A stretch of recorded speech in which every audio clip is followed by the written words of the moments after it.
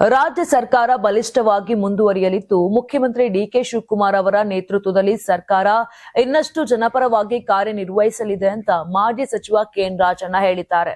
ಇನ್ನು ಸುದ್ದಿಗಾರರೊಂದಿಗೆ ಮಾತನಾಡಿರುವಂತಹ ಅವರು ಡಿಕೆ ಶಿವಕುಮಾರ್ ಅವರ ಜನಪರ ಕಾಳಜಿ ಅವರು ಘೋಷಿಸಿದ ಮೊದಲ ಕಾರ್ಯಕ್ರಮಗಳಲ್ಲೇ ಸ್ಪಷ್ಟವಾಗಿ ಕಾಣುತ್ತದೆ ಎಂದರು.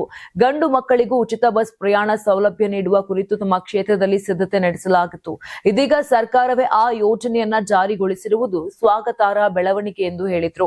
ಇನ್ನು ಸಚಿವರಿಗೆ ಅವರ ಸಾಮರ್ಥ್ಯ ಮತ್ತು ಅನುಭವಕ್ಕೆ ತಕ್ಕಂತೆ ಖಾತೆಗಳನ್ನು ಹಂಚಿಕೆ ಮಾಡಲಾಗಿದೆ. ಯಾರ ಹಕ್ಕನ್ನು ಯಾರು ಕಸಿದುಕೊಳ್ಳಲು ಸಾಧ್ಯವಿಲ್ಲ.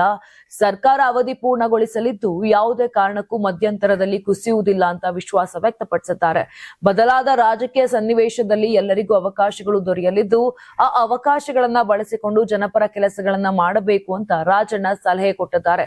ಇದೇ ವೇಳೆ ಡಿಕೆ ಶಿವಕುಮಾರ್ ಅವರನ್ನು ಟ್ರಬಲ್ ಶೂಟರ್ ಎಂದು ಕರೆಯುವ ವಿಚಾರಕ್ಕೆ ಹಾಸ್ಯಮಯವಾಗಿ ಪ್ರತಿಕ್ರಿಯಿಸಿದ ಅವರು, ಯಾವ ಟ್ರಬಲ್ ಶೂಟರ್ ಇಲ್ಲ ಬಿಡ್ರಿ. ಟ್ರಬಲ್ ಶೂಟರ್ ಆಗಿದ್ರೆ ಅಸ್ಸಾಂಗೆ ಹೋದಾಗಲೇ ಎಲ್ಲ ಸಮಸ್ಯೆಗಳನ್ನು ಬಗೆಹರಿಸಬೇಕಿತ್ತು ಅಂತ ಕಾಲೆಳೆದ್ರು.